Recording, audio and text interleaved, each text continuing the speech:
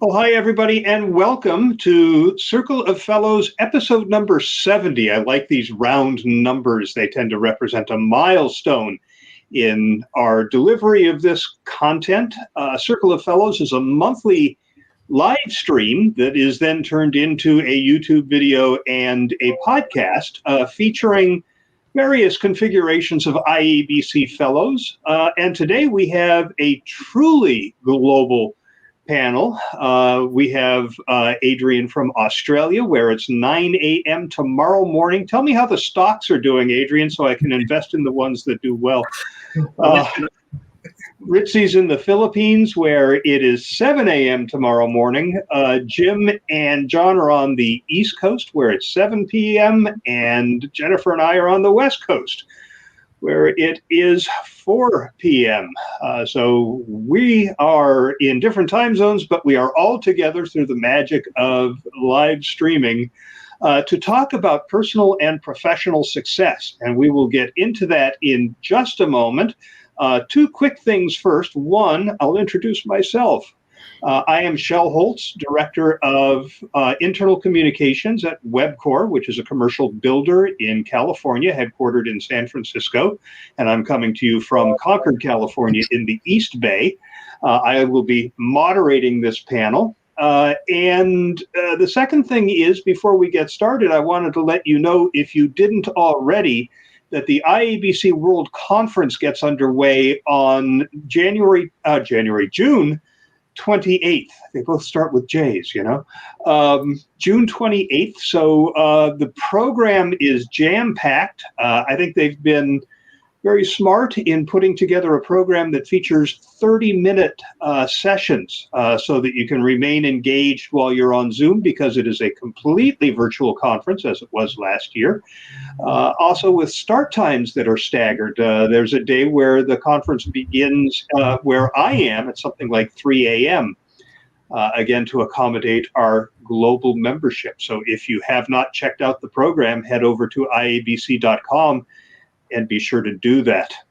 So with that, we will go clockwise around the thumbnails here, and I will ask you each to introduce yourself. Who are you? What do you do? And also, consistent with the theme of today's conversation, what is your definition of success? We're talking about personal and professional success, and what one person defines as success may be entirely different than somebody else. And in measurement, we always want to know what success looks like, right? So what does success look like for you, Adrian? Thanks, Shel. I'm Adrian Cropley, and as Shel said, I'm in Australia. I am the founder and CEO of Cropley Communications, a consultancy here in Australia, and the Centre for Strategic Communication Excellence, which is a global training and development organization. Currently, I'm also doing an in-house role like you, Shel, and I am heading up customer and employee experience as Chief Officer for a power organization here in Melbourne. It's great to be on here. Success. How would I define that for myself? I've always thought success is doing something that you love and you can make your life out of it. And it's not always about the money or being successful and wealthy, but it's being able to say, I can have a lifestyle that supports me while doing the things that I love. And I think that's what communication has given me over the years. And I've tapped into all sorts of different things in my life, which we'll get to. Excellent. Thanks, Adrian. Next up, Ritzi. Hello, everyone. I'm Ritzi Ronquillo. I'm from the Philippines. I'm right now addressing you from Metro Manila, the metropolitan area of the Philippines. I've been a member of IABC since 1991, and it's really been an excellent journey for me. So if you ask me what makes you successful, I go by a certain sentence that has really guided me through all the years I've spent working, whether it was in the energy industry or in the manufacturing industry, or whether it was teaching or coaching or mentoring. So for me, I follow this. We become successful when we help others become successful. because when we see them grow and be happy and fulfilled with their lives, then for me, it builds a legacy. It is fulfilling, it is purposeful, because you've carried out some, higher purpose mission in addition to the fulfillment you've had also on the job. It's some kind of a self actualization. It could be anyone. So our job as communicators is always to look at first who is our audience. So for me, it could be the children that we raise and how they are now professionals in the field. It could be the students that you teach and guide who are now searching also for their own place in the sun. It could be the team members who aspired for some position in the company or some other professional job that they wanted. It could be even your own boss or even the company, because somehow what you have done has helped them also achieve and attain something. So for me, I always like to have certain times in the day when I sit back and then I look back and I say, well, that was a good thing. And embracing all the opportunities and all the experiences, the good and the bad, the difficult and the easy. And I think when it all comes together, then you can like sit in your rocking chair later on and say, whoa, we've had a good life. Wonderful. Thanks, Ritzi. Continuing on our journey clockwise, Jim, you're up. Hey, thank you. I'm glad to be here with you guys from Mount Kisco, New York, where my twin grandchildren are graduated from high school in 48 hours. Kind of exciting time in our life. I am a sole practitioner and have been basically throughout my career, and I've specialized in crisis management and other people's bad news. And it's been a very interesting, chaotic, and surprising career, which I've enjoyed immensely. Actually, the two previous speakers who I know, those are great thoughts, and I can really relate to both of them. But I think the idea of doing something you love is the beauty of being in public relations. There are so many ways to do things you love to do, and really be in charge of them yourself, so that you're essentially in charge of your life and those that you interact with and help out as a part of your career. So that's success to me, and I've really been kind of interested and amazed in my own life. I've been in public relations for almost 50 years, and just a kid from Robbinsdale, Minnesota, a suburb of Minneapolis, and delighted to be here tonight. Great to have you here, Jim. Jennifer, your turn. Hi guys, Jennifer Waugh. I'm here in North Vancouver, where I have my own storytelling consulting agency called Forwards Communication. Been involved with IABC a long time, and it's just given me so much in the way of clients, development, and best friends. How do I define success? I would say all of the above. And really, when I ask myself that in a sort of a heart check way, the only answer is the health and happiness of my family, and all that supports that. And so, to all of your points about doing good work for projects and organizations and people who are also doing good work is what's meaningful to me. And as the cliches sort of say, when you're given the opportunity or create the opportunity to do that, success generally follows, however we define that.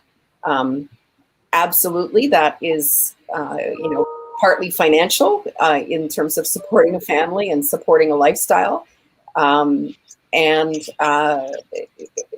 that's been secondary from my perspective to just the drive and the passion to make a difference and to get up every morning excited to go to work, and I still am. Wonderful. Thanks, Jennifer. And last but definitely not least is John Clemons. Hi, John. Hey, how you doing, Shel? I'm coming to you from Huntersville, North Carolina, and I dare say that I am successful.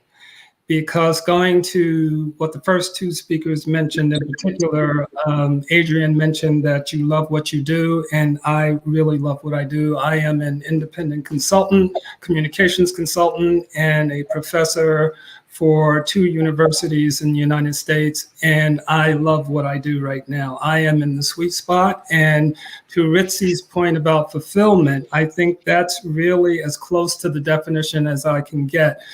Success to me is very broad, it's very subjective, it's very personal, but when you feel that sense of fulfillment and contentment and happiness with what you do, I think that clearly defines success in my mind. Great. So I didn't hear anybody say that getting a seat at the leadership table was a definition of success.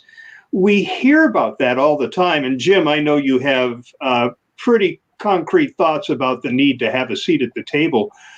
But getting back to, I mean, Jennifer, you said the health and happiness of your family, being successful in your job to generate the income is one of the things that contributes to that health and happiness of your family. So what kind of success do you need to achieve professionally in order to guarantee that definition of success personally? You know, I guess I've been lucky. The do what you love, the money will follow kind of thing. Honestly, I've built my network. 98% of my work over the last almost 30 years in business has come through my IABC network. And, we're talking direct paid contracts for great projects that have had increasing value as I've gone through my career. So I have never undersold my value. When I first started consulting and I set an hourly rate and I talked to a bunch of people and sort of came up with a scale of things. And I remember thinking, I remember speaking to Karen Lee in our own chapter and her saying, do not ever do work for less than, I think she said $200 an hour. And in that moment, early on in my consulting career, I sort of went, I can't charge that much. And she just said, like, don't undervalue yourself. And I remember the first time I put that number into a proposal and kind of went gulp, and the client went, yeah, fine, okay. Because when we learn and bring value and increase our own value, nobody questions it. Well, not nobody, but. I had a friend who went independent as a freelance writer, and she told me what she was planning to charge. And I said, that is so little that people won't think you're very good if that's all you're charging. So, yeah, I think you do have to consider what your value is and attach a reasonable price to that. I think at some level, professional success requires that we have access to the people who make those hiring decisions or promotion decisions or freelance decisions. Jim, what's your view on access? Because I know that you don't buy into this whole seat at the table thing. Well, it's interesting because much of my life has been really committed to helping my fellow practitioners have better lives, more professionalism, and become better thinkers, because we tend to sometimes do things before we think about them. But I think, first of all, public relations has been an enormously interesting career to me from the beginning. And there are just so many ways to be successful here that, you can be at the table, but many of us are successful in many other kinds of the parts of the practice.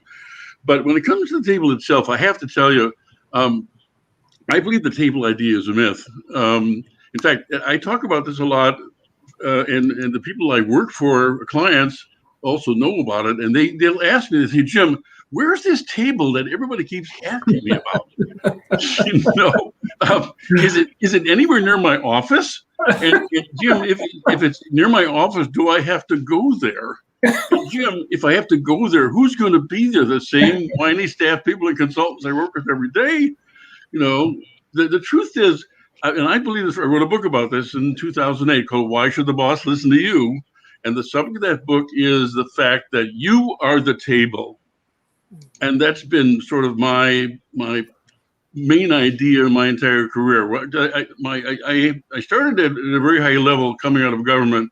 So I got to watch a lot of consultants in all different fields. And even to this day, I work with all different staff functions about having access and impact. But I learned early, because I tried to figure out, which is why I wrote that book, what makes them listen to this person but not to that person? Why did this person change people's minds? And it just one day sort of struck me. Maybe it's a comment that was made to me, but it's about you. It's about what you want to do, what you want to contribute, how you want to be helpful from your perspective, but from their point of view, kind of a thing. So I think the search for the table keeps being talked about. But I look at it this way, so you go to the meetings and the boss is there for a few minutes, comes and says hi, greets you and walks out the door, and all the rest of you are left there to fend for yourselves. And I tell my clients and my friends, look, the thing to watch for is when the boss walks out the door, he points over and says, "Hey, Mary, you got a minute? See me afterward. Tom, you gotta take some time. That's the meeting you want to be a part of." The goal to my mind is I want you to be someone the boss calls, not a meeting, you, early in the problem sequence or early in the question cycle, and he or she is the last person that they talk to before they walk out there and put their careers on the line. That's the goal from my perspective. That's big time success. And that is really what I think, from my perspective, we're really striving for. So keep hunting for that table, but the fact is, what gets done is what gets done with the boss, and you through the things that you talk about, the things that you do, and you recognize that they need to have from you is really important. So.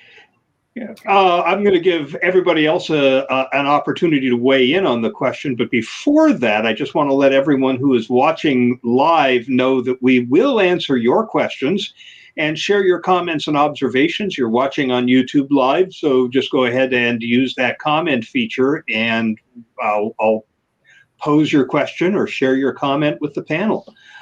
Anybody else have any thoughts about the importance and process for gaining access in order to achieve that level of professional success? I just wanted to piggyback onto what Jim mentioned, this whole idea of the seat at the table. I think that the seat at the table being associated with success, that whole definition has changed because of COVID, because of Black Lives Matters and the focus on race relationships. I think people are redefining what that success looks like, and having a seat at the table, that's classic. That's what everybody wants, or everybody used to want to do. But I think people are looking at what about their lives? What about their families? What about their relationships you have? Are those more important? Is that more of the success I want? And they're looking at how to balance this, maybe seat at the table and having lives where they are also fulfilled. So I don't necessarily think that having a seat at the table is a sign of success anymore. That's my perspective. Yeah, So interesting. Oh, we lost Jim and got him back. Over there. Must be that hotel Wi-Fi. And the other thing is, especially in larger organizations, you'll have many communicators. How many of them get the seat at the table? Presuming that means being a member of the executive team. Generally, it'll be one communicator, a chief communication officer, or someone in that position. Adrian, I think you had something to contribute to that. Just building on what John and Jim said, and it's really fun. Just a funny story that I will share is when the CEO many years ago appointed me to the head of internal communications for the organization. I invited myself to the table. I just kind of walked in on the executive the very next meeting and sat down. And everybody kind of looked and said, "What are you doing here?" And I said, "Well, I'm now the head of internal comms, so I'm here."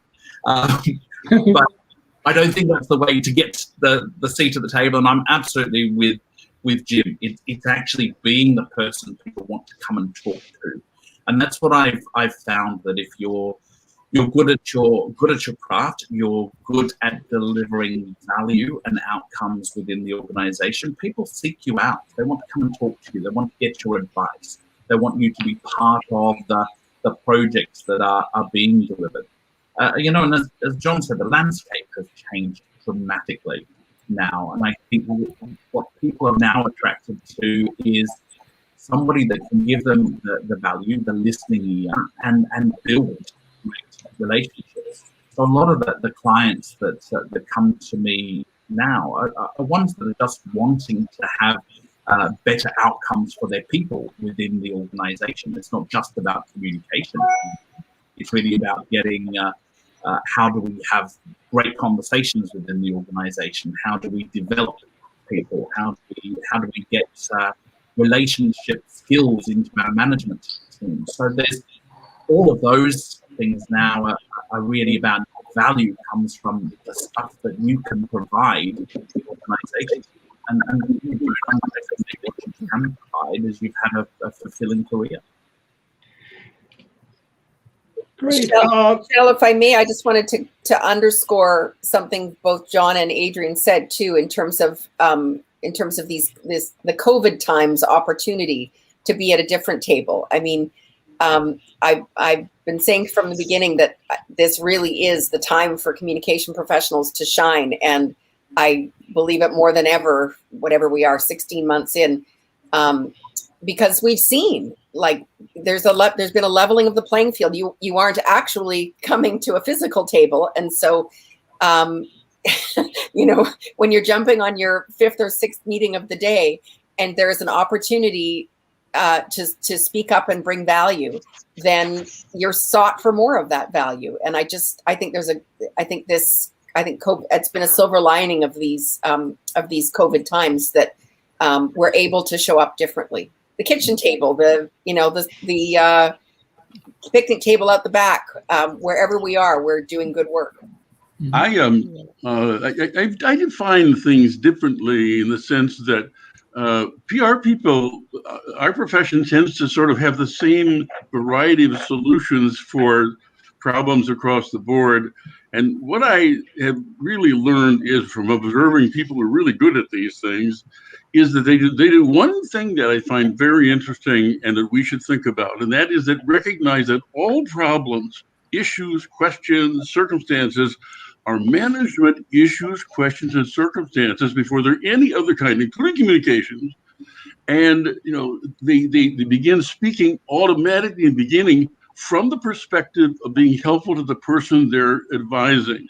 So often, public relations practitioners are inhibited by our focus on the media, which really only we really care about, and really on things that are meaningful to us as practitioners.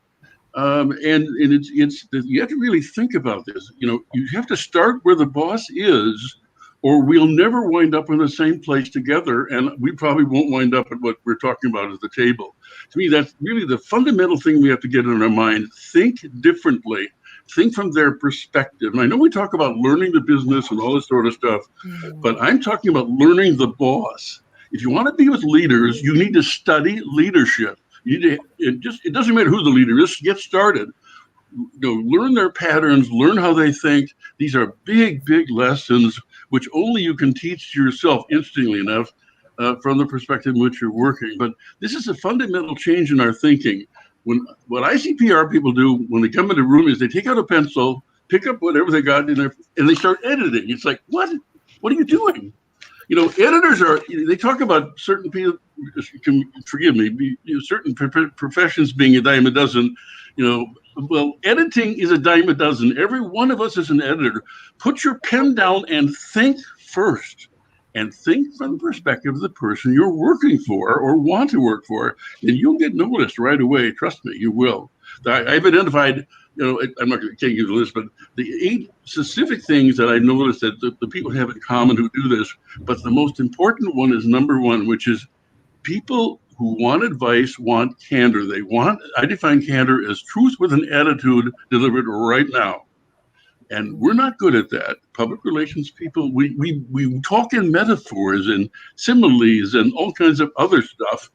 And the truth is much simpler than that. And that's really what we're about. That's what they want to hear. And that will elevate you practically immediately, no matter how many people are in the room or on the call. Yeah.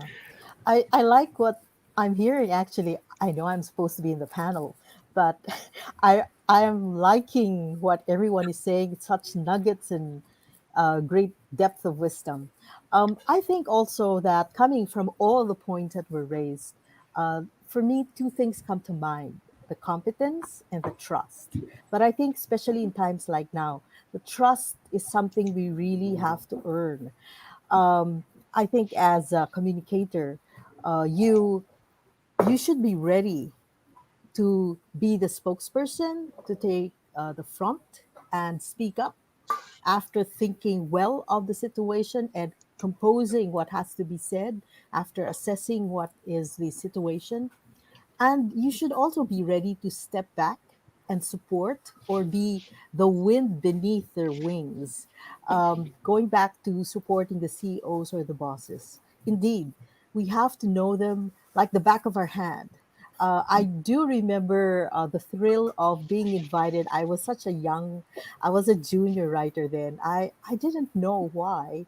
Myself and another junior artist were called in to join an executive committee meeting.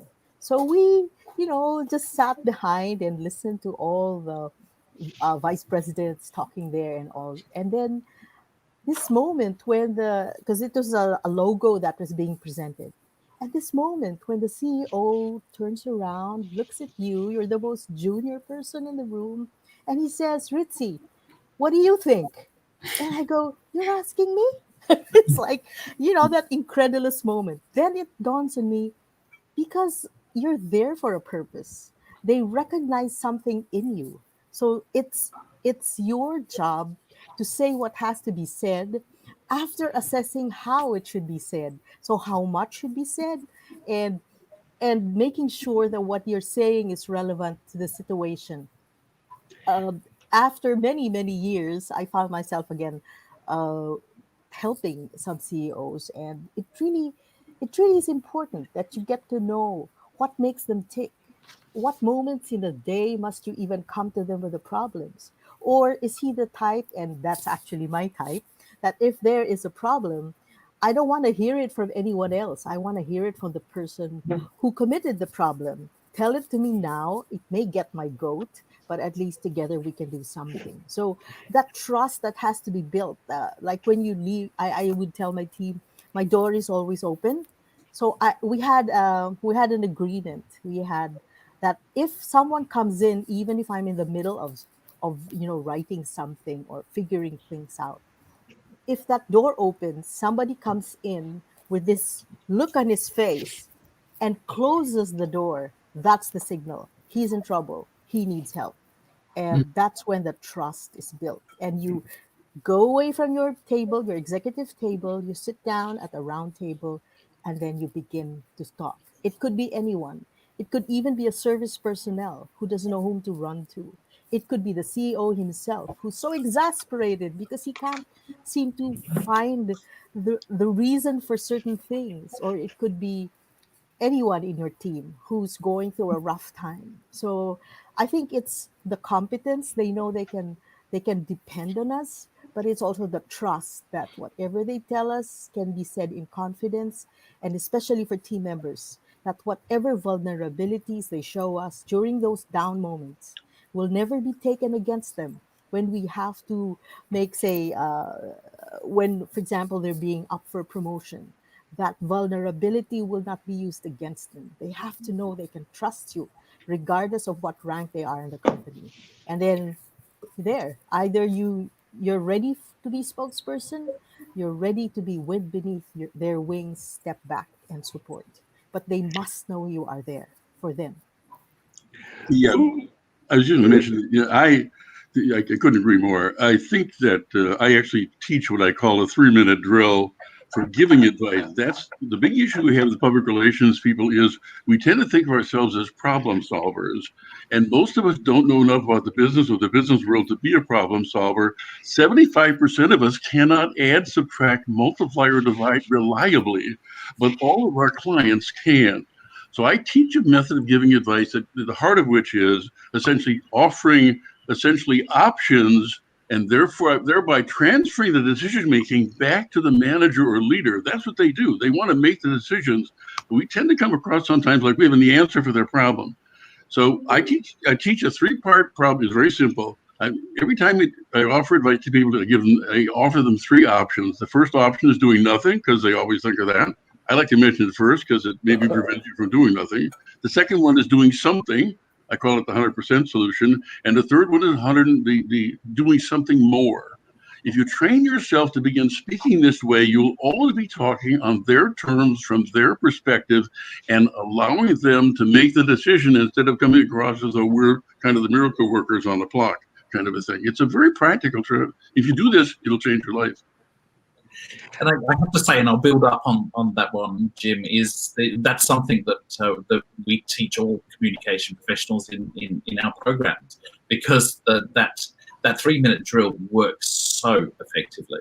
And I know very much earlier in my career, building that whole, having the business case discussion with the business is what switches them on. Because when we do talk in words and planes, it doesn't come across as credible, because we're talking about the things that we love in communication and getting creative, but talking in the language of the business is absolutely critical, and knowing that the leadership are time poor. So you've got to get to the point, you've got to get into their ear, and you've got to convince them of something that then they see the value that comes out the other end.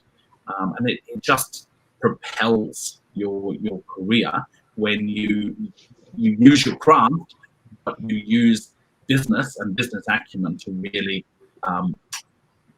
gain credibility within the organization. When I was in my very first job in corporate communications, it was a very, very large company. It was Fortune 12. I had a face-to-face with the CEO exactly once in my 6.5 years there. I was ushered into his office. I started to ask questions, and he put his hand up. He talked for 5 minutes. I scribbled notes, and he says, "I think you have everything that you need." And he went back to his, when you're at the start of your job, your definition of success is different than it is when you've been at it for 10, 15, 20 or more years. And certainly my definition evolved over time. And this is for personal success as well as professional success. When I started that first job, I did not yet have any children. So, my definition of personal success was not what it became after I had children. But there was nothing intentional about setting my definition of success. It just sort of evolved organically. Do you think there is any value in recognizing where you are, what stage of your career and what stage of your life you're at, and establishing your goals and your definitions of success, or should you just let it roll along the way it's going? I think I resonate completely with that. One of the most common questions I'm sure all of us get as senior people from younger people is, "What was your plan? How did you get to where you are?" Blah blah blah. And I would say, plan. Plan is a 4-letter word, which I don't understand. It's being in the right place at the right time, the wrong place at the right time, making a mistake. All this combination of accidents that suddenly puts together this really fascinating, interesting, and different and successful life, for that matter. So I think it's successful. I think you can try to be intentional. I preach intentionality, actually, but the intention is to be ready for the surprising, for the interesting, for the different, for the new, and being to move. The conversation about COVID is so appropriate for this discussion, because it was a whole different group of opportunities for us that we never expected, and many of us got really good at. I'd like to build on what Jim mentioned, that when I started my career, it was not done with intention. I did make those mistakes. I did learn a lot. I did have people helping me. But when I look back, I wish I did have a mentor, an advocate who could have helped me bypass some of these potential pitfalls and the pitfalls that I did experience. I think that would have helped me. But when you're young, to your point, Shel, you get told by an executive, here's everything you need to know. And then you walk out and you try to figure it out what you need to do. That's all part of that stumbling along. But you learn after a while that, okay, I need to expand my skills. And that's with my career in particular, that I am not learning anymore at this organization. I need to move to another organization to upgrade my skills and become a better communicator. But at that time, you just don't know. And I laugh about it now, some of the mistakes, but in retrospect, I think all of that was good to get me from point A to point B where I am now. I think there's I'm sorry, Rick, you were going to say mentoring. Yeah, absolutely. Oh, sorry. Actually, the word that came to my mind as John was talking was mentoring. I think that's very important, that if we do get to find good mentors, that really sets us on the right course. It gives us good advice, and it really guides us in terms of our skills, and it enables us, as John mentioned, make the mistakes early in your life so that later on you know exactly what to avoid and how to resolve it. But like I guess like most of us, we start out not quite knowing where our path will lead us. So we go and we start our career, and then that's why we need the mentors. And because I've personally been mentored by very good ones, and I really wanted to learn from them rather than just shoot up in the organization and be ill prepared for higher responsibility. I wanted to start with them first and do all kinds of the difficult assignments to hone yourself and to learn from them. But then many years down the road, because I have been helped by those mentors, and many of them have passed on actually already. So the only way I can say thank you to them, and also good for one's fulfillment, is now to do the mentoring, is to return and pay it forward. And it may sound idealistic for others. Others really are just so gung-ho into the everydays, the financials every day, the issues every day. But see, in between all of these things that are going to happen, there is that call for us to pay things forward. And I always like to answer that call, because you never really know that somewhere along the way, your thank you that day, or you did a good job that day, probably stop the person from doing something untoward, or maybe stop the person from quitting and thinking any less of himself, or at least brought some hope and some sunshine into his moment. So right there and then, just do it and let that person feel better. And I think that's what many years down the road is going to tell us. In the beginning, we receive the mentoring, we are shaped by it, and later on we pay it forward, give it back, and shape this time. But in giving out, we don't know that we still continue to be shaped. This time it's reverse mentoring. I learned a lot from my children who are millennials and my grandsons who are Gen Alpha. So this is really a cycle that keeps on going and keeps fulfilling us. So it's going to be really a journey for me. I think there's a way of looking at this as somebody that's early in their career, and I often look at it. In fact, any time in your career, if you look at the three types of relationships, there's the tactical relationship, the one that you're in there delivering on your craft. And I think earlier in your career, what you're doing is you're trying to prove yourself. You're trying to show that you've got the skills and the abilities that offer value to the organization. And as we move along, we look at then starting to focus much more on that strategic types of relationships within organizations, where we're taking a little bit more time to understand, analyze, ask the questions, so that we can provide solutions from a communication point of view that provides outcomes for the organization. And then there's the trusted. So what we want to do is work up to that. We can provide the skills, we can provide the understanding of how to get an outcome from communication, and therefore we move into what's called more of a trusted relationship, where people come to you because you offer the value and get solutions. Now, we do that in any stage of our career, but I think, I reflect on that kind of modeling, that early in your career, what you are trying to do is get the runs on the board.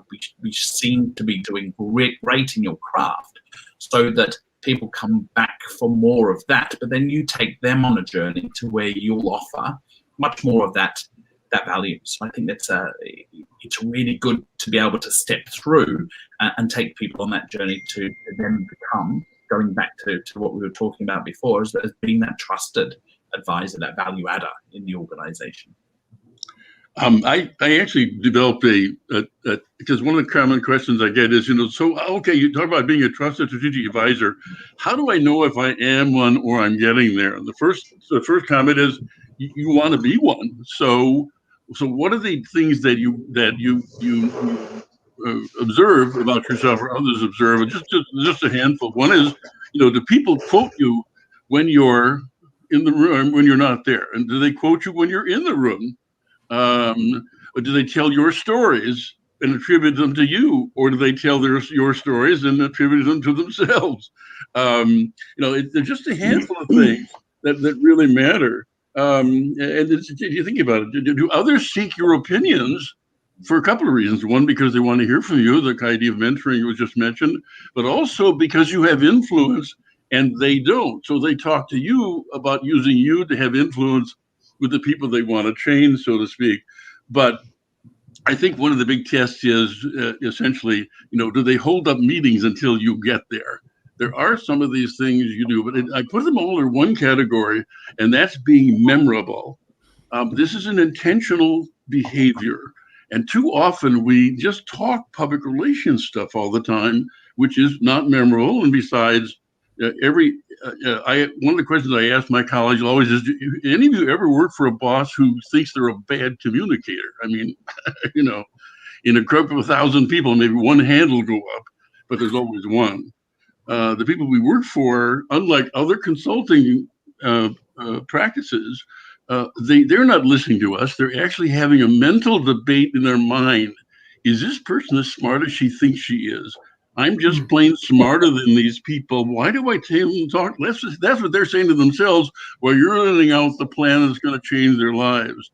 That's one of the reasons why I advocate this business of making options. Let them choose what they want to do. That's the big secret of staying in the room all the time. Not having the answer, but having perhaps the components of the answers. And that we're the best at anything, because we pay attention, we think about things creatively, and we can come up with very surprising increments that they use in decision making. I think we make a mistake that somehow we have to be there all the time. But the only way you get to be there all the time is to be as helpful as you can in a variety of ways to these people from their perspective going forward. We all have this vision of success that we strive for, and we all stumble on the way toward that vision. How do we factor failure in? How do we use failure as a way to ultimately achieve the goals that we want to in our professional and personal lives? I'm so glad you asked that, Shel, because I've been percolating this quote a line that I just came across, and it's not true in all areas of work, but it certainly is in ours and in many's, which is that there is more data in failure than in success.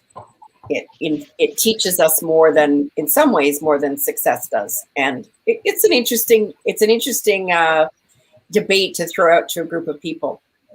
But you know, I one of the things that I've always valued about IABC, and it doesn't have to be IABC, it's really any community you belong to where you have that safe and trusted space that you're describing, Ritzi, is the opportunity to try new things and fail at them. Fail by whoever else's definition, right? Many of us are walking around every day thinking that we can't do that X or Y. And really all it's a matter of doing is trying it. And I don't know, I honestly, I define success partly for me as the opportunity to try new things and fail at them and learn from them.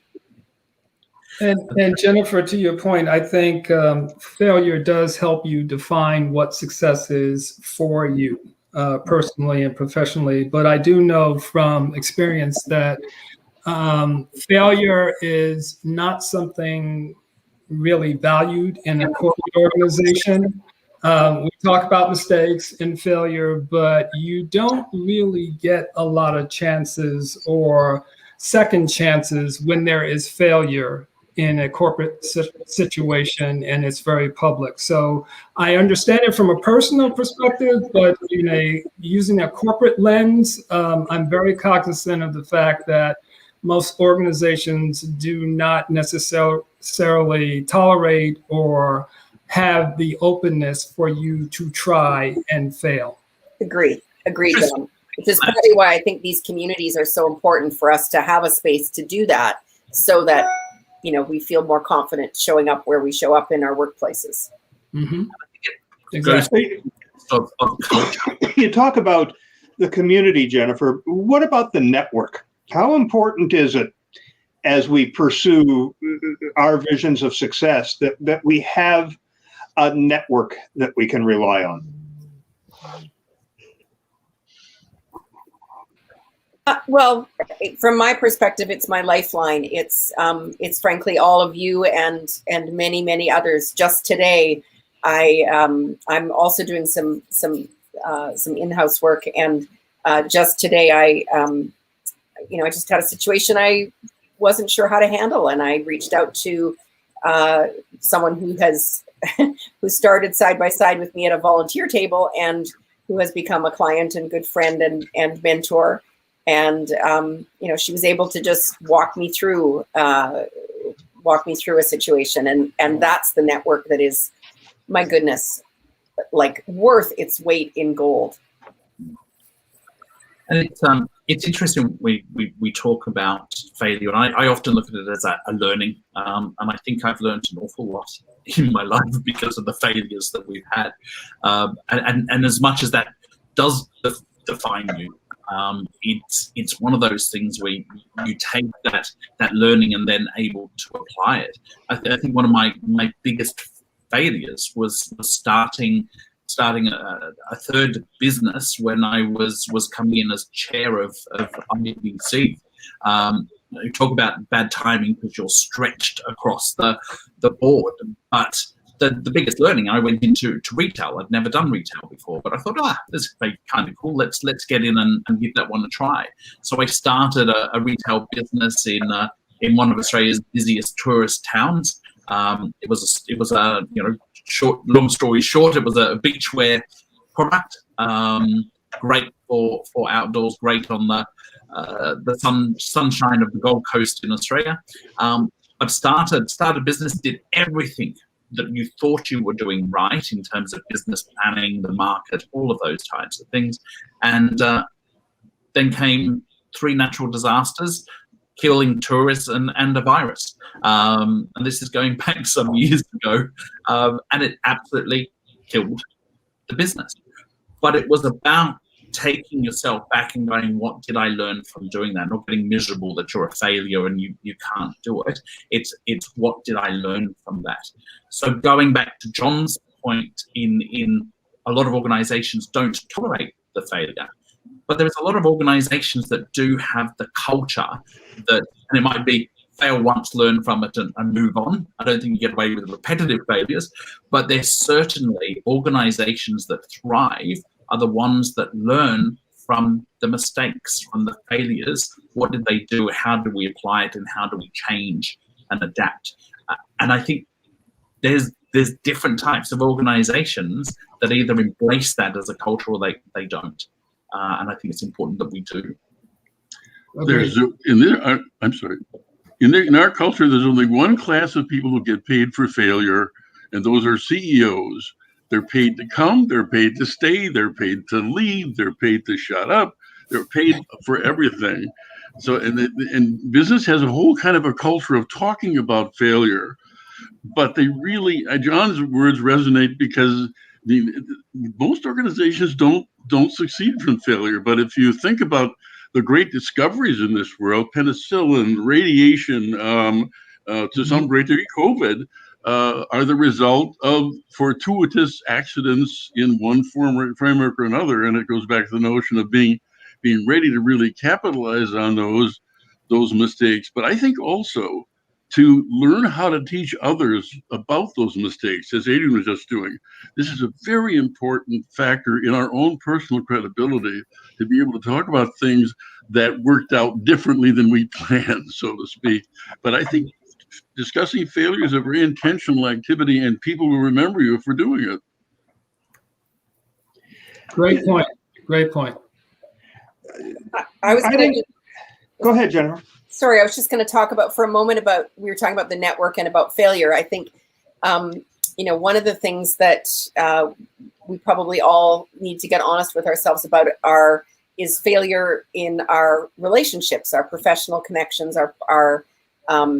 and it's hard to call them failure. It is, but we all know those people we come across who, despite our best efforts and despite theirs, just don't connect, or it's not the right time and right place. So I think it's partly about knowing and assessing, not in a heartless way at all, but acknowledging that for there to be success in two people connecting, whoever those two people might be, it has to be the right time and right place. And sometimes we can't force that. I agree with Jennifer. And I also think that time has a way of soothing ruffled feathers. We do have moments, say if you're in corporate, that you don't necessarily sometimes have to like whom you're working with, because it's a functional appointment, for example, and you're all thrown into the same task force or the same committee or in the same group. But what I've seen is that strangely, things just come and go, things will pass. So sometimes people in corporate who you've really locked horns with, many years down the road, you just look back and then you say, oh, that was work related. But that's why I keep telling my team, work will always be there. But what really matters is the friendships that come out of it. Maybe some may not become your best of friends, but at least you have something you have shared. So there's some bond that you share, even if it could be a little unpleasant.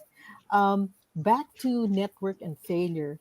I think that when you're starting out in your job or you're new in a team, I think that's the best time to make mistakes, because then they kind of forgive you because you're on a learning curve and you're new.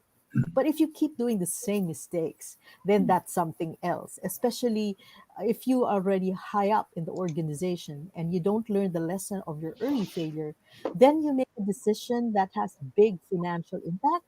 That would be unforgivable, really. So that's so true. That's really, really true. Now, as for the network, it could also be because it's your culture. Like, for example, in our Asian culture, we have extended families. So we are really so welcoming to anyone. In fact, if any of you come to the Philippines after a visit and meeting my colleagues here, we could adopt you already as fellow Filipinos. And Adrian, who comes here, I'll confirm that, because that is my experience. My next trip. All right. The network for me is very important because I think the network is built because you treat every person as a human being, regardless of anything he is. You take him or her as he or she is, and I think that's very important. How you view the person builds your network because you could have everybody on your list as someone you've known or worked with, but if how you treat them does not treat them with respect or with courtesy or accepting them for what they are and who they are, then the network is just something on paper, but it's not something that you can pick up a phone when you're in trouble and say, hey, I just want to hear something from you. Did I do this right or what? Or if say you have some like sometimes we someone here had a problem with his pension from the social security system, so he calls up a friend and says, am I doing this right? Could you find someone who can help me? And so the network gets into business and starts buzzing, and the problem is solved. So I also think that it all boils down to what we communicators are good at. We value each person for who he is, for who she is, and that's where it all begins. I'm going to make a definitive statement here. You cannot be successful without a network and relationships. I know that all of you on this call, Shel, you and I have worked together on the IABC board. Same with Jennifer and Jim. You and I have worked together. You have come in and consulted with executives I used to work for. Adrian, you and I bonded when I was the interim executive director at IABC, and we worked. You were my boss. So all of that is so important. I am not successful without my network and the relationships that I have cultivated over the years. I would not be where I am today without all of you. And it's that blend, John, isn't it, of personal and professional success that really the network is bringing together. Because Yeah. I think of those moments, those moments that you remember and you kind of want to pinch yourself and go, wow, here I am sitting with John Clemons in IABC headquarters in San Francisco. I'm from Melbourne, Australia, or sitting in a government minister's office in the Philippines because Ritzi and Ray David have got you in there to talk to them. And so using that network, it's symbiotic to feeling personal success. So you might be doing things on a professional level, but you have those what I call pinch me moments, going, wow, I can't believe I'm doing this right now. How successful do I feel? One other one I dearly remember is sitting in London in Whitehall with the Parliament houses out the window because Russell Grosban has asked me to come across and do some work with his team, and you kind of go, when did this all happen? How did this all come to this moment? And so I think it's great, and I'm really glad you said that, John. It is a great thing. Mm-hmm. I've got to tell you, Adrian, what you just said brought to mind an experience I had. I was at a Reagan conference back when they did these at the Fairmont in Chicago, and I was standing talking to Roger Dupree, Lou Williams, and Don Ranley. They were all there, and I was thinking to myself, I can't believe that I'm standing here talking to Roger Dupree, Lou Williams, and Don Ranley. And just as I was thinking of that, I heard somebody say behind me, they said, look, there's Roger Dupree, Don Ranley, Lou Williams, and Shel Holtz. And I said, when did I get lumped in with this group? For at least the next 15 minutes, that was my definition of success. Yeah, I believe that. Yeah, in the right company. Yeah.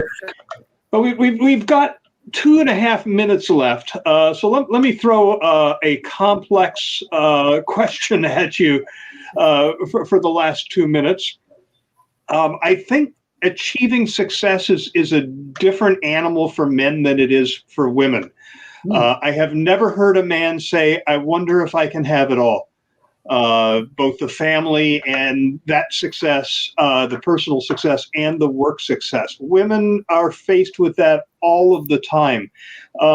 And Ritzi and Jennifer, from you, I'm wondering, what can we as men do to be allies for you, for women in general, as they strive for success and to have what men just take for granted? You have 30 seconds. Quick answer, I would say just enable, support, amplify all of those institutions, including family, that help define us all, but which often fall to women. I'd say we're different because I've read somewhere that men spotlight while women floodlight. So I think recognize the differences and embrace them. But we are similar because we're all human beings and we all want to be valued. We want to be respected. We want to be remembered. We want to have purpose. We want to have some impact on other people. So I think that levels the playing field. But recognize the differences and use it for good. And that will take us to the end of our time. I want to let everybody know that the next panel, the next episode of Circle of Fellows, episode number 71, is set for Thursday, July 15th. It will be at our regular time of noon Eastern. And the topic is crisis communication and leadership. We have a great panel, John Devaney, who hasn't been on the panel in a while. Jim, you will be back with us for that one, along with Martha Muzichka and Carolyn Sapriel, who is one of our 2021 class of Fellows. It'll be her first appearance on the Fellows panel. I'm looking forward to that. This episode will be available as a YouTube video within minutes and as a podcast within the next day or two. Thank you all for a terrific conversation. Thanks, Shel. Thanks all. Thank you, everybody. Good to see you all. Bye-bye. Great. Be safe.